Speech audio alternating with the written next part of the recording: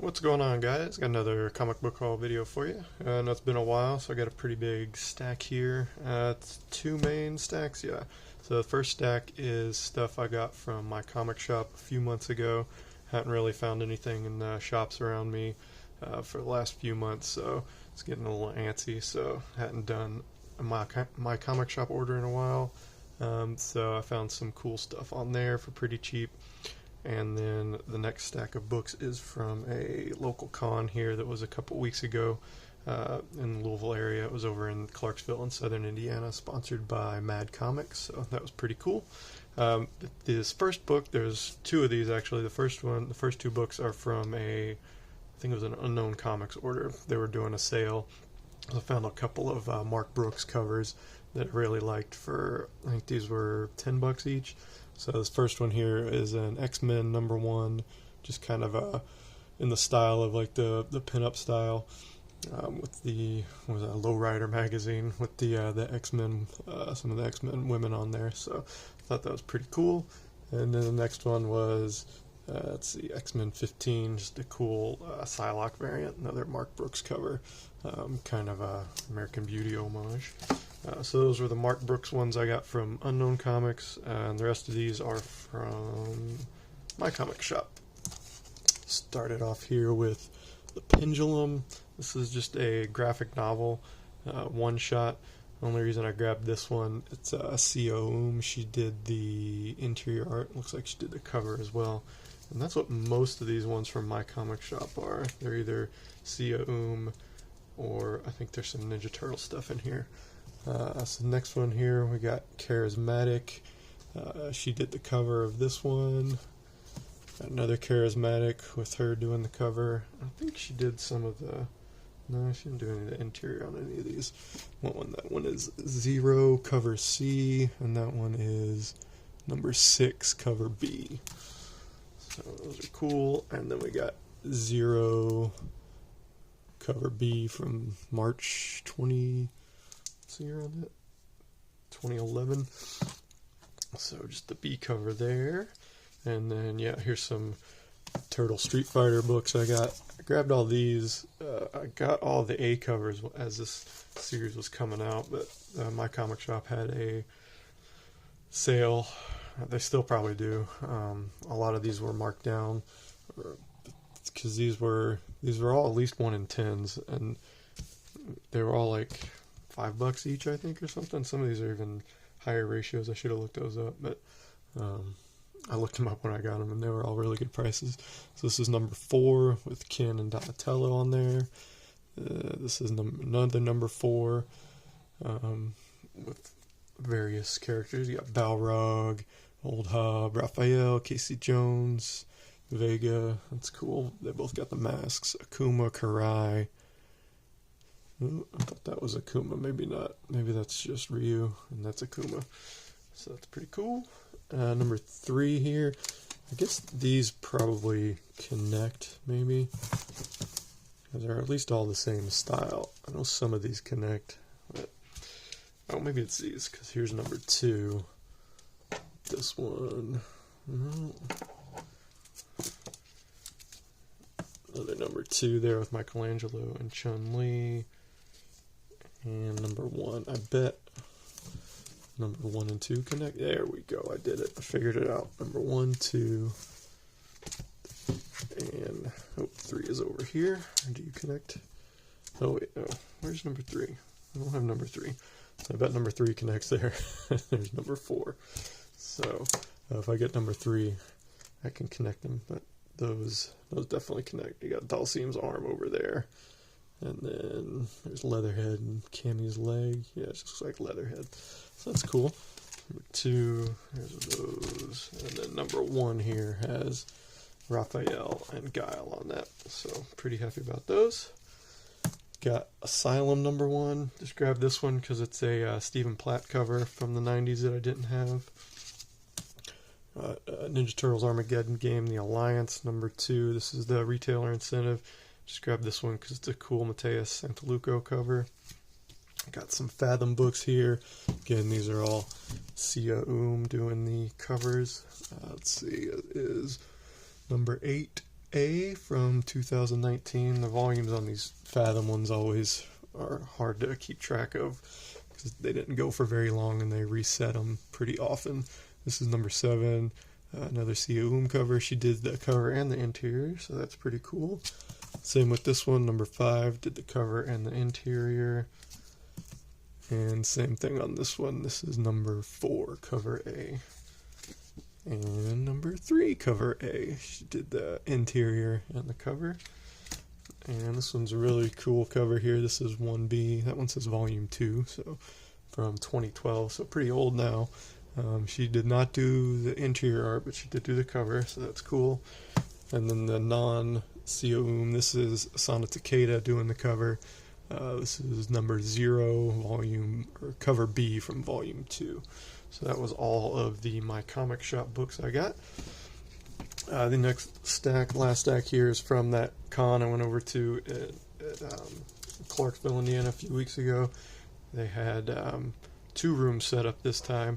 So last time, back in November, they only had 1 room, and they a Ramada Inn set up. There's about probably 15-20 vendors there, so there was double that this time, so it was really cool. The guy that's running it seems to be getting traction with the convention and with the shop, so hopefully he's going to start. I think he said he's going to do another one in about another 6 months, or 6 months from when that one was. So that one was back in March, I think, so probably around Labor Day, I imagine he'll do another one, so that'll be fun. Again, it was double the size, and most of these books I picked up for $1 from a vendor. Yeah, the dollar books are from the first vendor I stopped at, and then the other ones are from a couple vendors. So I got this Buffy Vampire Slayer one-shot, Chaos Bleeds. Just grab this one because it's a J. Scott Campbell cover. It can go for between like 20 and 30 bucks, so I might try to sell this one. Got a Ninja Turtles book that I needed. This is the Archie series. TMNT presents Donatello and Leatherhead, number 3 of 3. It's even a newsstand, and it's in really good shape for how old it is now and being a newsstand, so I was happy to find that. Got a fun little fanzine type thing, this Protoculture Addicts, number 12. It looks like a Ranma 1/2 cover. I picked up the first like 4 or 5 of these in Texas last year, so I've never seen them before, so these are kind of like fanzines for anime and manga back in the early 90s before it exploded over here in the US, so it's kind of fun to see that stuff. This is when I started watching like Ninja Scroll and Akira and Ghost in the Shell and all that stuff, so pretty nostalgic about that. So that was only a buck. Got a bunch of Moon Knight books here. These were all priced books, but very reasonable prices. Vengeance of the Moon Knight, this is number 6. Picked that one up for $3. We got a bunch of issues from volume 1 that I needed. Number 2 here, this was $7. Number 9 was $3. 12 was $5. Number 17, this was $5. Really like that cover. It's Cowan. I'm not sure who Cowan is, but Juiceco. I believe that's Mr. Joe Juiceco of Marvel Masterpiece fame, so couldn't pass that one up, and I needed it for my run. Number 22 here, this was $3. It's a Bill Sienkiewicz cover. And last one of the Moon Knight books here, number 32, for $5 as well. So I made a nice little dent in my Moon Knight run, so happy about that. And then, yeah, the last little stack here, these were all dollar books as well. So I got Mad Balls vs. Garbage Pail Kids, Time Again, Slime Again, number 3. I didn't think I had this one, but when I was putting it in my CLZ app, afterwards, I think I do have this one, so I'll try to flip this one for $1 or whatever at the next con I set up at. I hadn't seen this one before. This is a relaunch of Brigade, I guess, from the early 2000s when Liefeld was doing his awesome label. So this is Brigade number 1, the Rob Liefeld cover. Another fun little weird Japan book. I haven't even looked at this one yet. I forgot about it. Not sure what it is, but it's got a ninja, got some like military people on there, fighter pilot maybe, so can't go wrong with that for only $1. I got a Dominion book here, the Masamune Shiro of Ghost in the Shell fame, of course.